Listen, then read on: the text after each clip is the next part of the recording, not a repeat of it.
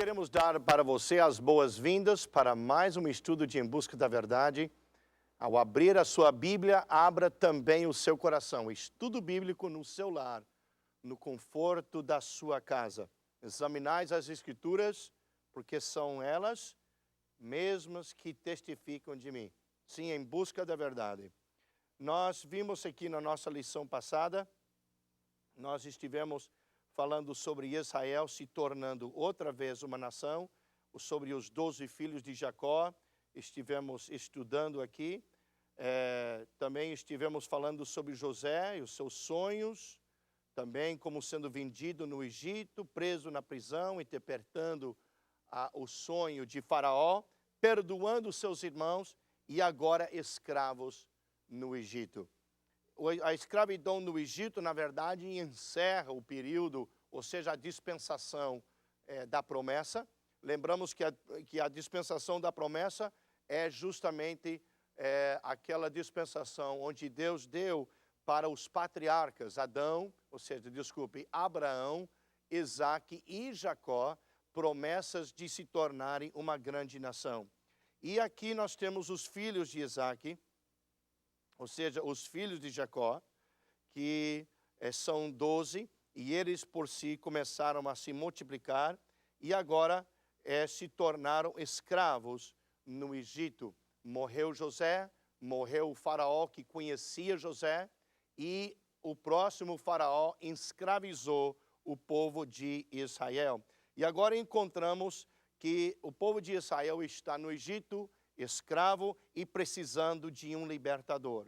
Tudo dentro do plano divino de Deus. Deus está conduzindo a humanidade através de um plano especial de salvação e de redenção. E vai mostrar como que no decorrer do tempo, no tempo oportuno, virá o Redentor que vai restituir o homem à comunhão com Deus. Nós estivemos estudando na lição passada ao respeito do libertador que Deus estava trazendo para libertar o povo de Israel. Nunca devemos esquecer que Deus sempre tem um plano e ama o seu povo e sempre vai cumprir com suas promessas. Ele nunca esquece do seu povo, sempre está observando os seus filhos, principalmente aqueles que obedecem à sua palavra. E assim foi com o povo de Israel.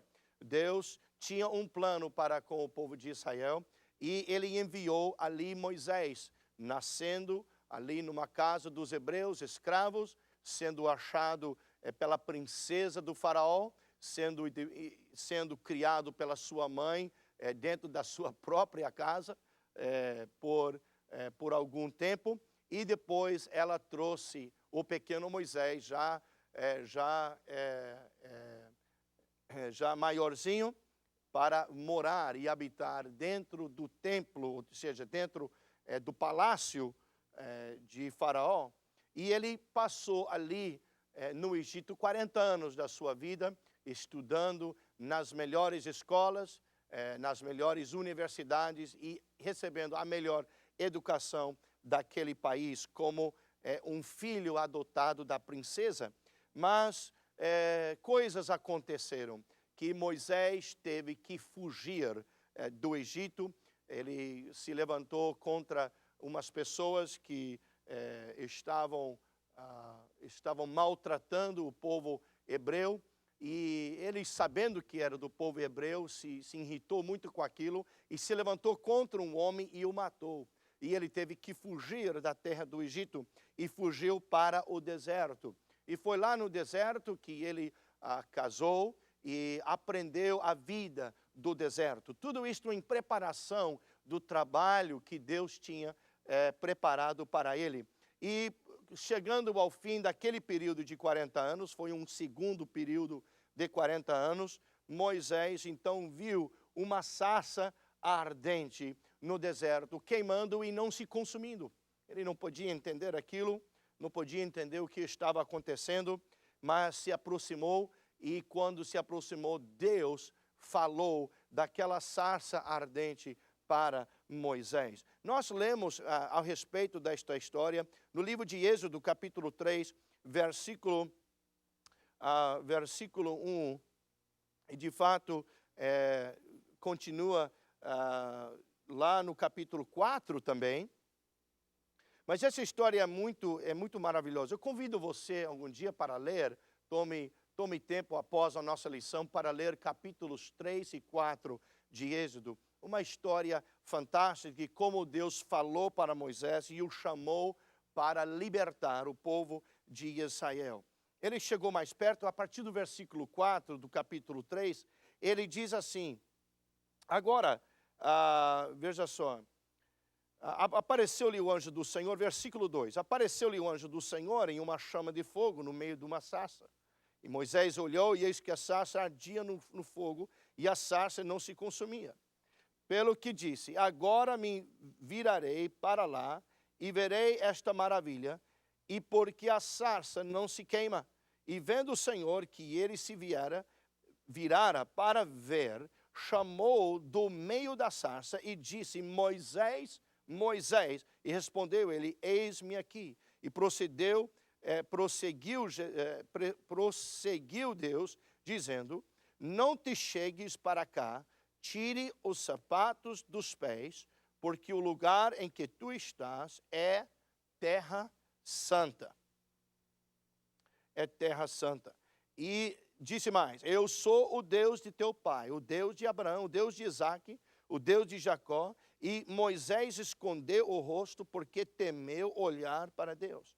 Então disse o Senhor, com efeito tenho visto a aflição do meu povo que está no Egito, e tenho ouvido o seu clamor por causa dos seus extratores, porque conheço os seus sofrimentos, e desci para o livrar da mão dos egípcios, e para o fazer subir daquela terra para uma terra boa e espaçosa, para uma terra que mana leite e mel, para o lugar do cananeu, do eteu, do amoreu, do perizeu, do eveu e do jebuseu. E agora eis que o clamor dos filhos de Israel é vindo a mim. E também tenho visto a opressão com que os egípcios o oprimem. Agora, pois, vem, e eu te enviarei a Faraó, para que tires do Egito o meu povo, os filhos de Israel. Então Moisés disse a Deus, quem sou eu, para que eu vá a Faraó e tire do Egito os filhos de Israel? Respondeu-lhe Deus, certamente eu serei contigo. Sim, e isto te será por sinal de que eu te enviei. Quando houveres tirado do Egito o meu povo, servireis a Deus neste monte.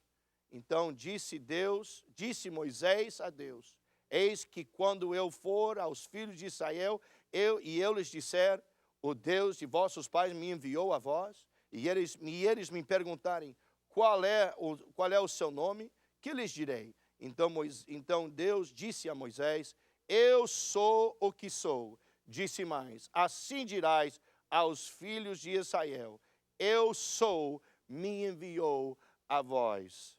Muito bem. E Deus disse mais a Moisés, assim dirás aos filhos de Israel, o Senhor, o Deus de vossos pais, o Deus de Abraão, o Deus de Isaque, o Deus de Jacó, me enviou a vós. Este é meu nome eternamente, e este é o meu memorial de geração em geração. Muito bem, Moisés recebeu, então, esta ordem de ele ir para o Egito e libertar o povo de Israel. E Moisés, então, a partir daquele momento, começou a encher a sua boca de desculpas, de razões por que não podia ir, porque não podia ir para libertar o povo de Israel, porque ele era incapaz, ele não sabia falar, eles não iam recebê-lo, eles iam matá-lo, mas Deus disse, olha, eu estarei contigo, eu estarei com você.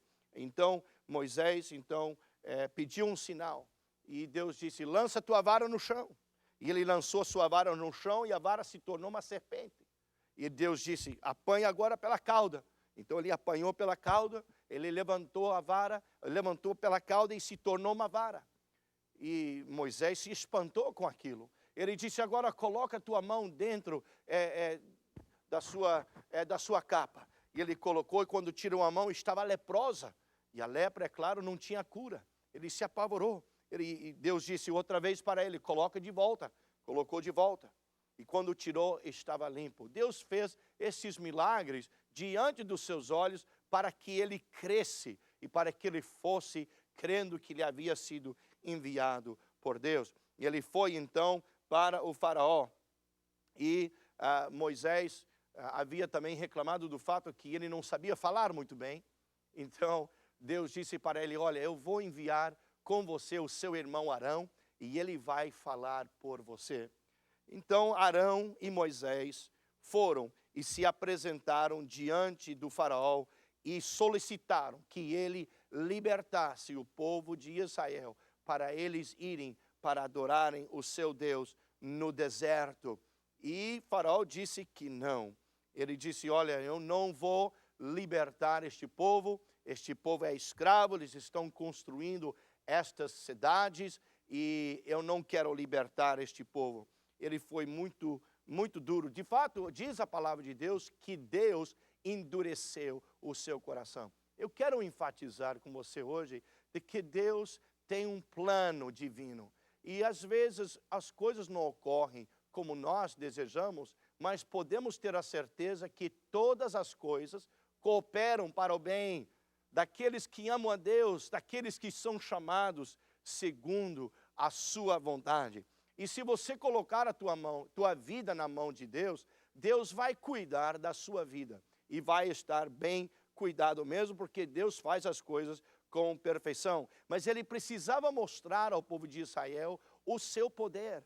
Ele precisava mostrar ao povo de Israel que ele tinha força para os libertar. Deus tem poder para libertar você. Deus tem poder para tirar você da situação que você está. Você não precisa temer mais. Você não precisa chorar mais, porque hoje, a partir de agora, a sua vida está nas mãos de Deus. Creia no Senhor, porque Deus está com você e vai te libertar. Você está estudando a sua palavra. E por causa disto, por causa do fato que você está estudando a palavra de Deus, Deus vai trazer libertação para você. Faraó não quis libertar o povo de Israel e, portanto, Deus então decidiu que ele ia mandar pragas sobre a terra do Egito para convencer o faraó de que devia realmente libertar o povo de Israel. Então ele começou a mandar essas pragas. Ele mandou sangue. Sim, sangue nos rios, sangue na água, sangue por tudo que é lado. Depois mandou rãs, que encheu todo lugar. Tudo que lugar você abria os armários tinha rãs. Você entrava no quarto, tinha rãs. Você saía no campo, tinha rãs. Era uma praga horrível. Piolhos, moscas, sim, por tudo que é peste no gado. Úlceras, chuvas de pedra, gafanhotos por toda que é parte, trevas e, por fim, a própria morte. Foi determinado de que realmente de que o primogênito de cada casa, se não tivesse o sangue na porta daquela casa, o primogênito daquela casa iria morrer. Então, Deus deu ordem para o povo de Israel se preparar para aquele dia. E nós encontramos aqui no capítulo 11 de Êxodo, onde o Senhor está dando ordens, mandamentos, podemos ver aqui no Êxodo capítulo 11, versículo 10, nós encontramos e Moisés e Arão fizeram todas essas maravilhas diante de Faraó, mas o Senhor endureceu o coração de Faraó, que não deixou ir da sua terra os filhos de Israel. Mas eu queria salientar aqui, a partir do versículo 4 do capítulo 11, versículo 4, diz assim: depois disse Moisés a Faraó, assim diz o Senhor, à meia-noite eu sairei pelo meio do Egito, e todos os primogênitos na terra do Egito morrerão. desde o primogênito de Faraó, que se assenta sobre o seu trono, até o primogênito da serva que está detrás da mó. E todos os primogênitos dos animais, pelo que haverá grande clamor em toda a terra do Egito, como nunca houve, nem haverá jamais. Mas contra os filhos de Israel, nem mesmo um cão moverá a sua língua, nem contra homem, nem contra animal, para que saibais que o Senhor fez distinção entre os egípcios e os filhos de Israel. Então todos estes seus servos descerão a mim e se inclinarão diante de mim, dizendo: sai tu e todo o povo que se segue as pisadas. Depois disso eu sairei. E Moisés saiu da presença de Faraó, ardendo em ira. Pois o Senhor dissera a Moisés: Faraó não vos ouvirá, para que as minhas maravilhas se multiplicarem na terra do Egito. Deus queria mostrar o seu poder, mostrar que ele era o verdadeiro Deus. No Egito se adorava múltiplos deuses, deuses de tudo que é tipo. O Deus Sol, que era um dos deuses mais prevalentes também entre os egípcios. Mas Deus queria mostrar de que ele era o Deus verdadeiro. Então, Deus voltou a falar com Moisés e deu a eles a instituição da Páscoa. E a instituição da Páscoa se resume que cada família, cada pai de cada casa precisava tomar uma ovelha, um novilho, uma ovelha, e precisava derramar o sangue deste animal. E colhia o sangue e colocava este sangue no umbral da porta daquela casa. E eram para eles assarem aquele novilho que haviam matado, eram para eles sentar à mesa e para comerem antes da meia-noite, e para que eles e também instrução para que eles tivessem sandálias nos pés e cajado na mão, pronto para saírem uma vez por todas do Egito, libertos completamente da escravidão na qual eles haviam se achado. Agora, esta escravidão era, na verdade, o julgamento de terem desobedecido a Deus e deixado a terra de Canaã para trás e vindo para o Egito e se acomodado no Egito. Deus trouxe esse julgamento para eles, para que eles voltassem para a terra que Deus havia prometido para Abraão. Se lembra? Deus havia prometido a terra de Canaã para Abraão, mas Jacó havia, com seus familiares e irmãos e filhos, haviam saído de Canaã e foram para o Egito, onde estava José como primeiro-ministro, grande governador do Egito, e se acomodaram no Egito. Mas agora, escravizados, clamaram pela libertação de Deus. Deus os enviou um libertador, que está agora os libertando. Então, a partir daquele momento, a Páscoa foi instituída e era para eles se prepararem para ir. É notável e importante aplicar agora às nossas vidas este grande fato. É necessário que o sangue do Cordeiro perfeito seja aplicado aos nossos corações. Por causa do pecado de Adão e Eva, todos os homens são pecadores.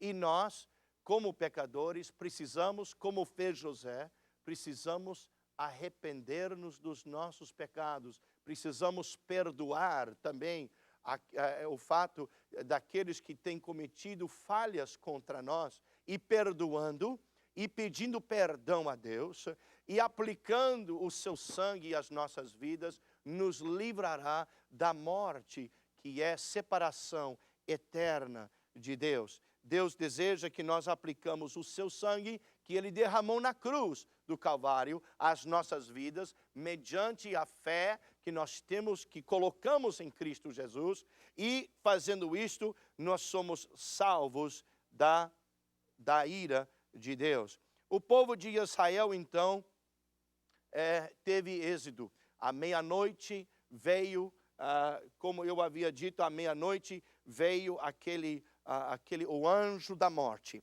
sobrevoou a terra do Egito. e observando sempre as umbrais das portas. O Egito não recebeu a instrução do sangue. Deus havia determinado de realmente arruinar o Egito por terem escravizado o seu povo escolhido. Eu quero que você saiba que, como filho de Deus, você tem um lugar especial nos olhos do Senhor. E aqueles que não tivessem o sangue sobre a porta, morria o primogênito daquela casa. Houve um grande clamor no Egito naquele dia, porque muitos morreram, inclusive na casa de Faraó. Mas a partir daquele momento, Faraó disse para eles: saem do Egito. E nós podemos encontrar aqui em Êxodo capítulo 12, versículo 11, diz: assim, pois, o comereis, os vossos lombos cingidos, os vossos sapatos nos pés, e o vosso cajado na mão, e comereis apressadamente, e esta é a Páscoa do Senhor. Porque naquela noite passarei pela terra do Egito, e ferirei todos os primogênitos na terra do Egito, tanto dos homens como dos animais, e sobre todos os deuses do Egito executarei juízos. Eu sou o Senhor, eu sou Deus, disse o Senhor. Também é importante nós reconhecermos que Ele é Deus.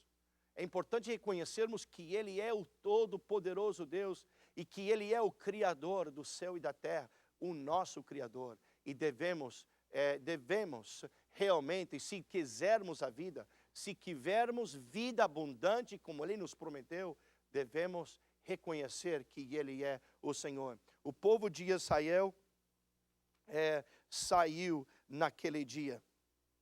Eles saíram, sim. E nós podemos encontrar aqui no capítulo 12 de Êxodo, nós podemos encontrar assim, no versículo 37, assim viajaram os filhos de Israel de Rameses a Sucote, cerca de 600.000 homens a pé, sem contar as crianças. Também subiu com eles uma grande mistura de gente, e em rebanhos e manadas, uma grande quantidade de gado. E coceram bolos asmos da massa que levaram do Egito, porque ela não se tinha levadado, porquanto foram lançados do Egito e não puderam deter-se, nem haviam preparado comida. Ora, o tempo que os filhos de Israel moraram no Egito foi de 430 anos. E aconteceu que ao fim de 430 anos, naquele mesmo dia, todos os exércitos do Senhor saíram da terra do Egito. Esta é uma noite que se deve guardar ao Senhor, porque os tirou da terra do Egito. Esta é a noite do Senhor, que deve ser guardada por todos os filhos de Israel através das suas gerações. Então, a partir daquele momento, eles saíram da terra do Egito e entraram deserto adentro para rumo à terra prometida que Deus havia dado em primeiro lugar a Abraão. E chegaram em primeiro lugar, passaram por Sucote e chegaram ao Mar Vermelho, e ali eles não puderam passar mais.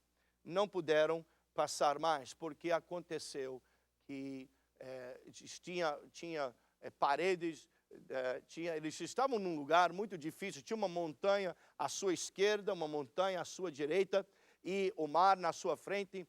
E quando eles pararam diante do mar, eles detectaram que o exército do faraó, que havia recém-libertado eles, estava vindo por trás para os tomar como escravos outra vez. O povo começou a reclamar, começou a gritar, chamaram por Moisés, e disseram: e agora, Moisés, o que vamos fazer? Tem um mar à nossa frente, estamos aqui presos entre essas duas montanhas, não tem para onde fugir. E Moisés consultou ao Senhor. Sim, Israel sai do Egito, como sempre. Deus tem um plano divino. Nunca devemos nos desesperar e devemos simplesmente nos aquietar no Senhor e saber que Deus tem um plano perfeito. Deus disse para Moisés: Moisés, eu quero que você estenda a sua vara sobre o mar. E ela vai se abrir e o povo vai atravessar em terra seca. É verdade. Então Moisés pegou aquela vara que havia usado lá diante da sarça ardente, como também diante do faraó, onde ele havia lançado diante do faraó, e havia se tornado uma serpente, e havia de fato até feito grandes milagres com aquela vara. Ele pegou aquela vara e estendeu sobre o mar vermelho, e de repente veio um vento muito forte durante a noite, e abriu-se então um caminho por aquele mar. E quando eles detectaram, quando eles puderam ver a luz do dia, abriram seus olhos e viram que havia um caminho aberto pelo meio do mar. Então começaram a atravessar, e atravessaram até o outro lado. Mas o exército de Faraó também veio por trás deles, e pensando que podia aproveitar o mesmo caminho, entraram ali para apanhar o povo de Israel. Mas Deus fez algo muito interessante. O povo de Israel atravessou em terra seca, mas quando o povo do Egito entrou ali com seus carros e cavalos, aquele piso de repente se tornou barrenta, e eles se atolaram, e de repente, quando por fim todo o povo estava no outro lado, Deus disse para Moisés: estenda agora a sua vara, e os mares vão descer sobre o exército inimigo. Ele estendeu a sua vara, e as águas outra vez caíram sobre o exército do Egito. Foi um dia de grande celebração. Eles agora estavam livres, libertos, e foi ali a partir daquele momento que eles celebraram a vitória da libertação. Mas agora começou uma peregrinação através do deserto. Foi um período na qual Deus precisou fazer muitos milagres para ele, e Deus se mostrou forte, e um Deus que providenciava divinamente as suas necessidades. É importante lembrar de que Deus deseja suprir todas as nossas necessidades. O desejo maior de Deus é que nós dependemos dEle. Era isso que Deus queria desde o princípio. Deus queria isso com Adão e Eva, que a sua criação dependesse de Deus. Ele nos ama e nunca deixará faltar nada em nossas vidas se nós confiarmos nele e obedecermos às suas leis, os seus mandamentos.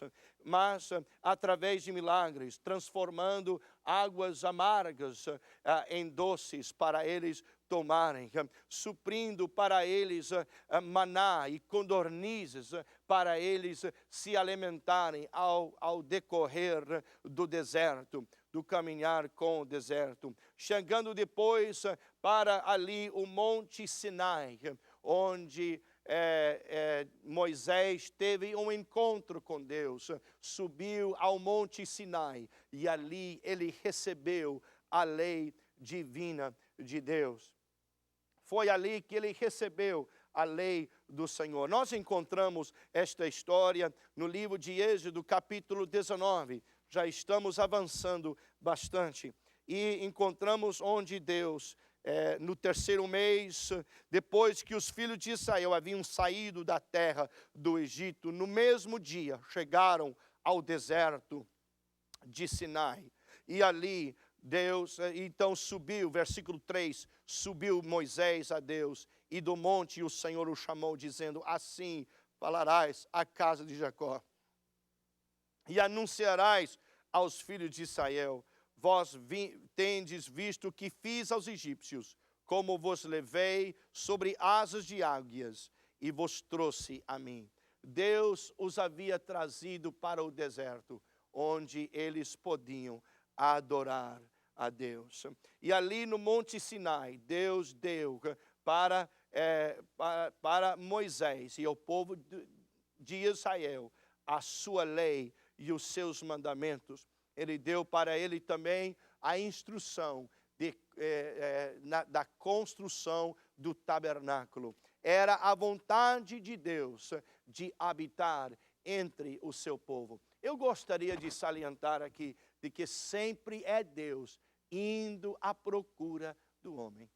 Não parece difícil, e o homem, são poucas vezes que o homem vai à procura de Deus, mas é sempre Deus indo à procura do homem. Eu espero que hoje você possa ir à procura do Deus verdadeiro, que deseja solucionar os problemas da sua vida, deseja perdoar os seus pecados, deseja realizar uma obra milagrosa na sua vida, amém? Ao ponto que você vai crendo e você vai conhecendo este Deus maravilhoso. Glória a Deus, glória a Deus. Por fim, eles chegaram ao lugar onde eles podiam avançar dentro da terra prometida. E eles chegaram ali naquele lugar ansiosos, porque por fim eles iam entrar e tomar a terra que Deus havia prometido para os seus pais, Abraão, Isaque e Jacó. E chegando ali, Moisés determinou que iriam enviar 10 espias para dentro da terra. Eles foram, eles espiaram a terra, mas a maioria deles, 10 dessas espias, foram na verdade 12 espias, desculpe, foram 12 espias que entraram e foram 10 espias que trouxeram de volta um relatório negativo.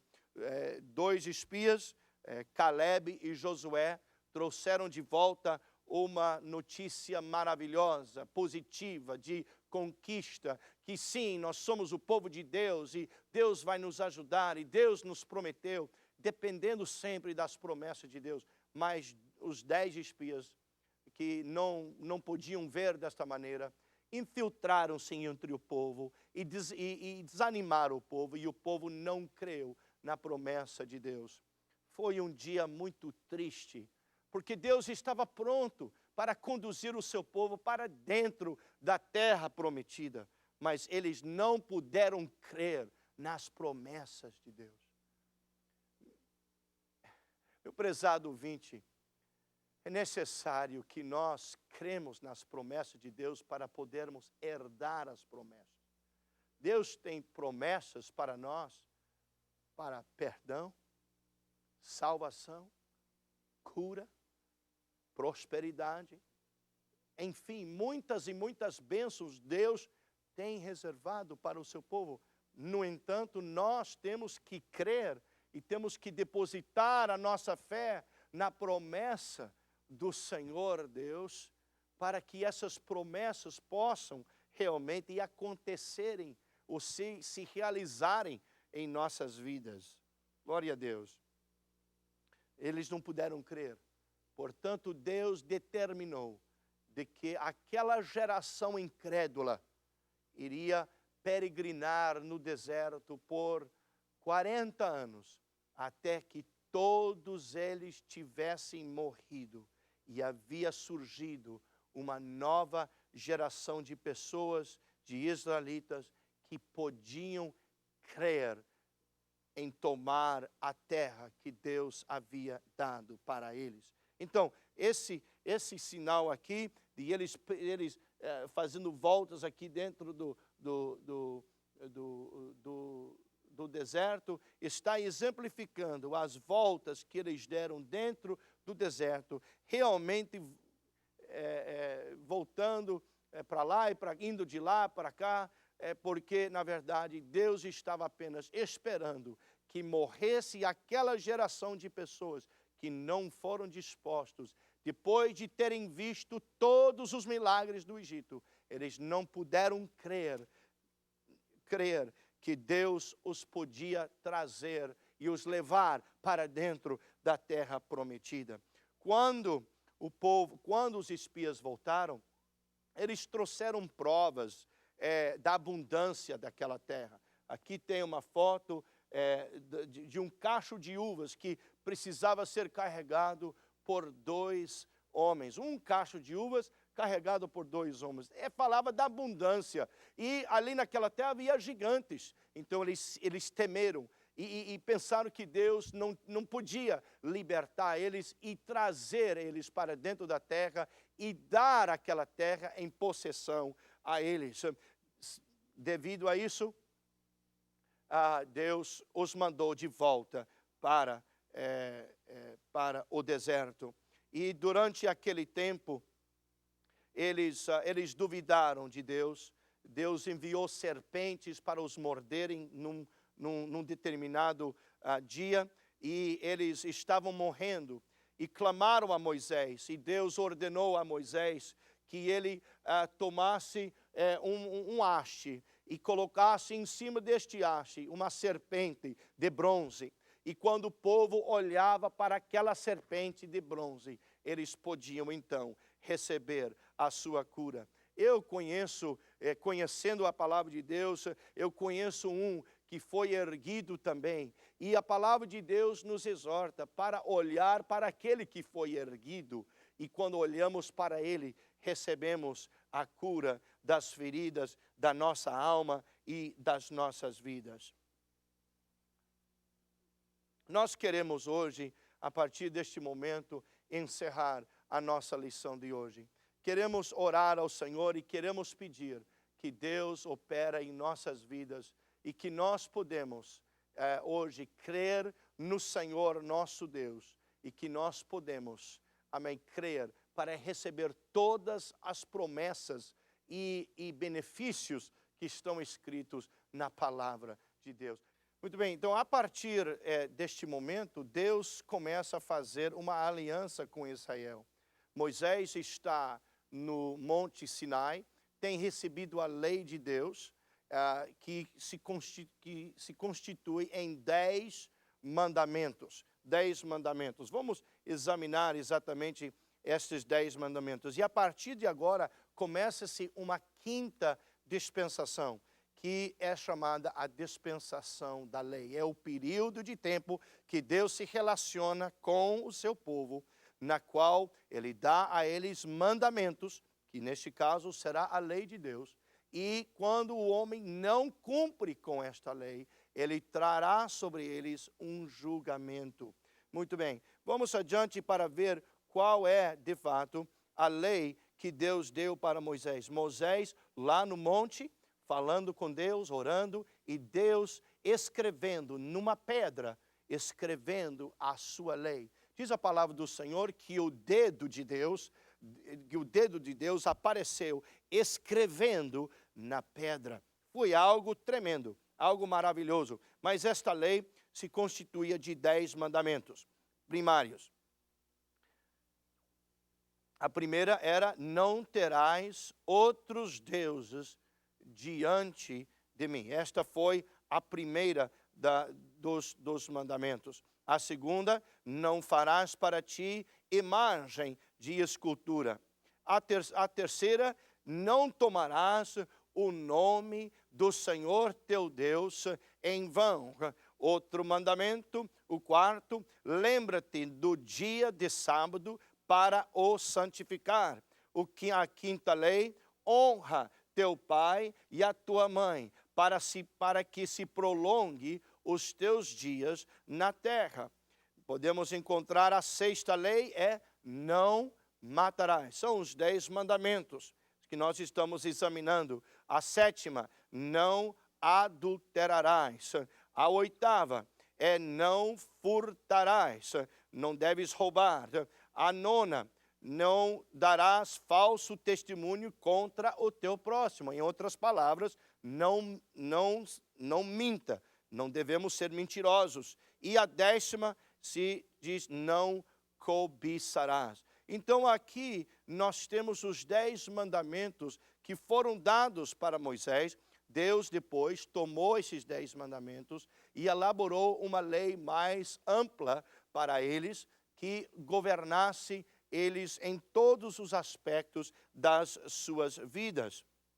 Agora, nós encontramos esta lei escrito, de fato, no livro de Êxodo, capítulo 20, E a partir do versículo 3 até o versículo 17, nós podemos encontrar estes 10 mandamentos escritos aí para nós.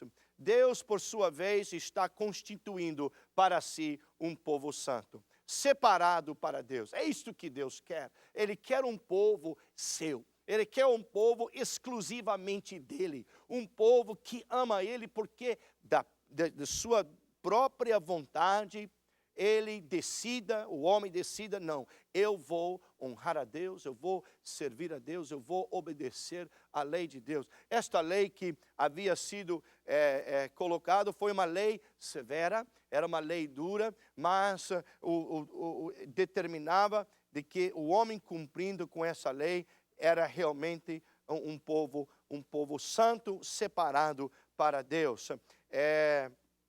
Em primeiro lugar, ensinava a criança a adorar a um Deus. Podemos ler em Deuteronômio 6, 4 a 9, de que eles deviam ensinar os seus filhos a adorarem a Deus. Tinha leis do tabernáculo que determinava como eles deveriam adorar a Deus. Existia também leis que determinavam a operação e ofício dos sacerdotes, oferecendo sacrifícios e interpretação da lei de Deus. Existia leis governando as ofertas sacrificiais, leis que governavam o sábado, um dia judaico de descanso e de gozo e de alegria. Um dia onde eles podiam descansar do trabalho das suas mãos. Dias de festas especiais, leis que regulavam estes dias especiais de festa. Leis morais de como eles deviam conduzir as suas vidas, escritos principalmente nos livros de Êxodo e de Levítico. Leis dietéticos, determinando o que eles deviam comer e não comer. E outra vez, leis que regulavam seus costumes e as suas cerimônias.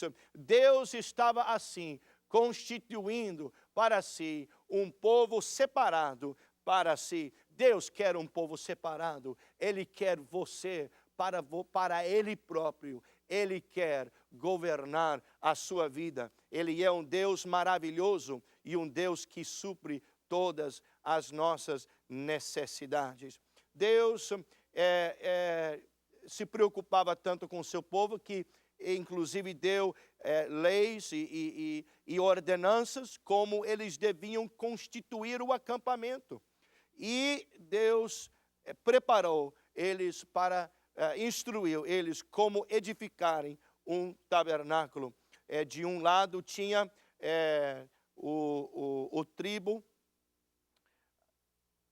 tinha a tribo de Isacar, Judá e Zebulão. Por outro lado tinha a tribo de Gade, Ruben e Simeão. No lado esquerdo do tabernáculo, na frente do tabernáculo era Isacar, Judá e Zebulão. Para trás do tabernáculo era Manassés, Efraim e Benjamim. E para o lado direito, a tribo de Aser, Dan e Naftali. Deus estava sempre aqui ordenando. Moisés tinha o seu acampamento bem na frente da porta do tabernáculo. Os gersonitas tinham o seu acampamento para atrás do tabernáculo, pessoas que ajudavam na construção, ou seja, na edificação do tabernáculo.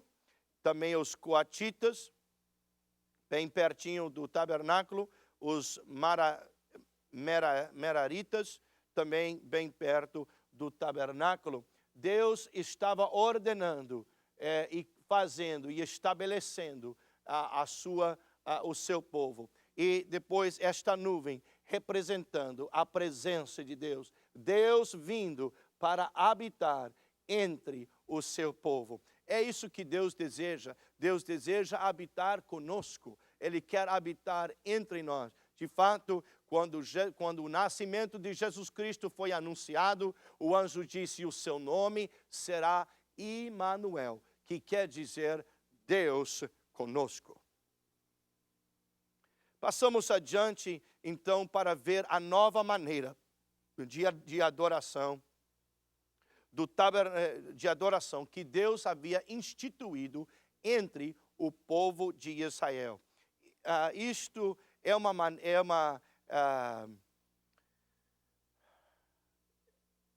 um plano maravilhoso de adoração que Deus criou para habitar entre o seu povo. Em primeiro lugar, nós temos, ao entrar dentro do pátio do tabernáculo, nós podemos voltar aqui para trás um pouquinho, nós podemos ver aqui, o pátio é este aqui, e tem esse altar de bronze que está bem no meio do pátio. Logo depois vem o altar de lavagem, a pia, né, de lavagem. E eu vou falar sobre esses objetos. Depois vamos entrar para dentro do tabernáculo para ver exatamente o que está, o que de fato se constitui este lugar de adoração. O altar de bronze era um lugar de morte e derramamento de sangue.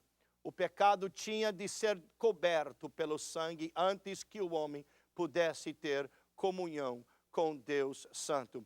Este era um lugar de morte. Era necessário que uma pessoa que desejava confessar o seu pecado e admitir que havia pecado, era necessário que ele trouxesse uma ovelha ou novilho ao sacerdote, e ele, por sua vez, sacrificava aqui neste altar. Este altar representa nosso arrependimento. É quando nós admitimos: eu sou um pecador e eu preciso de Deus na minha vida. E para que nós podemos nos aproximar de Deus, nós precisamos, por nossa vez, admitir, em primeiro lugar, que nós somos pecadores e precisamos morrer para a velha vida e partir para adorar a Deus da maneira que Deus deseja que nós adoremos a Ele. A partir daquele momento, ou seja, mais para frente, o sacerdote ia para a bacia de bronze. Era um lugar de lavagem cerimonial, foi requerida dos sacerdotes antes de ministrar diante do altar de bronze ou entrar no tabernáculo. Era necessário ele ir lá, era necessário ele se lavar para oferecer sacrifício. Depois ele voltava outra vez para a bacia para se lavar, para entrar dentro do tabernáculo. Agora nós podemos ver e vamos ver ao decorrer do tempo que este plano representa a nossa vida cristã diante de Deus e como nós podemos nos aproximar do Senhor. Este tabernáculo era, na verdade, uma sombra das coisas que estavam por vir mais tarde. Muito bem, mais tarde eles entravam então no lugar santo. O lugar santo era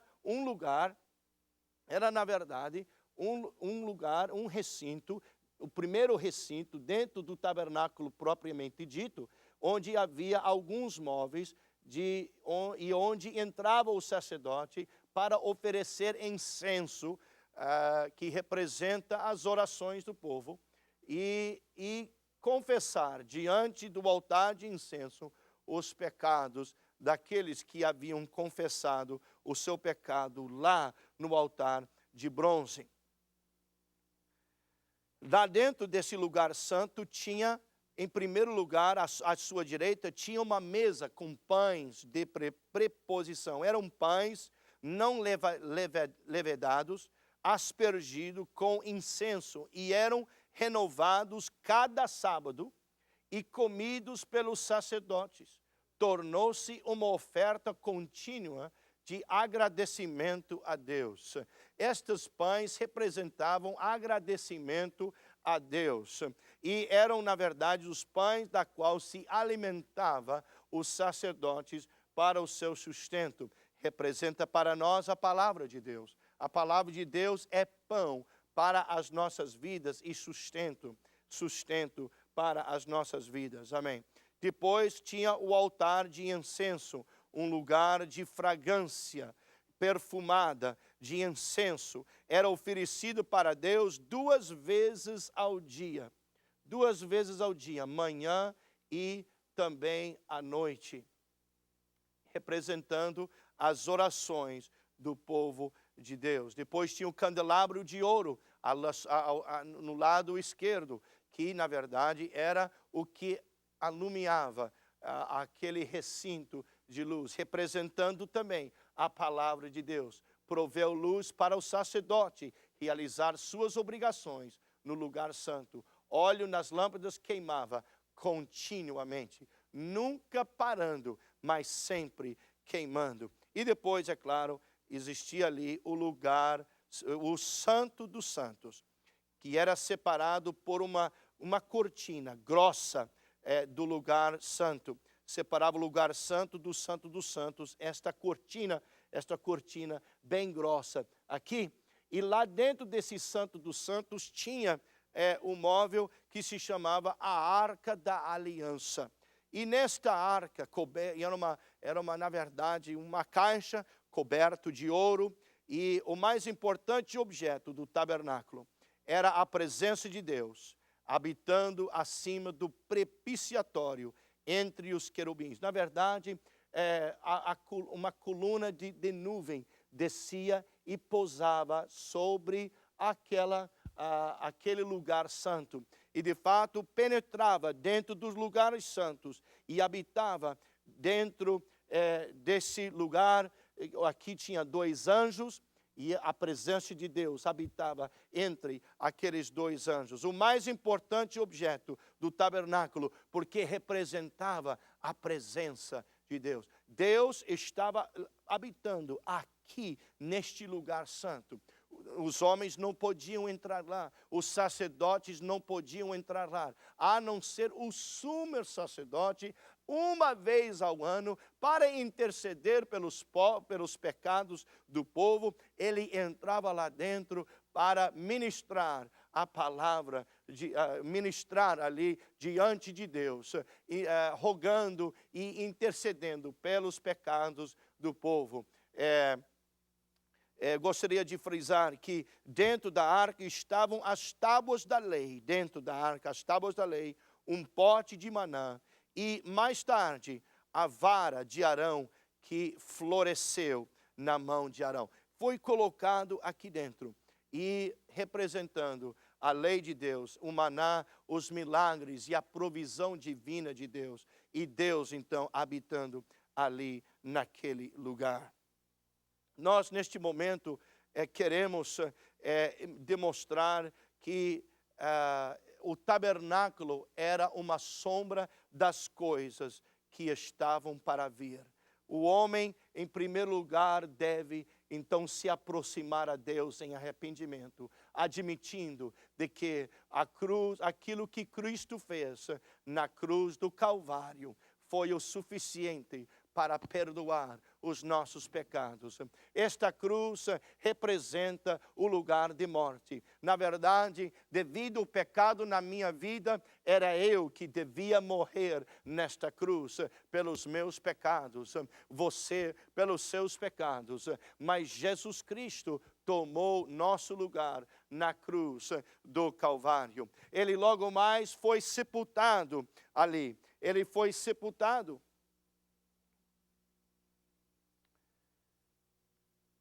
E representa como nós também devemos sepultar o velho homem no batismo do Espírito Santo. No 3º dia, Jesus Cristo ressuscitou. No 3º dia, Jesus Cristo ressuscitou.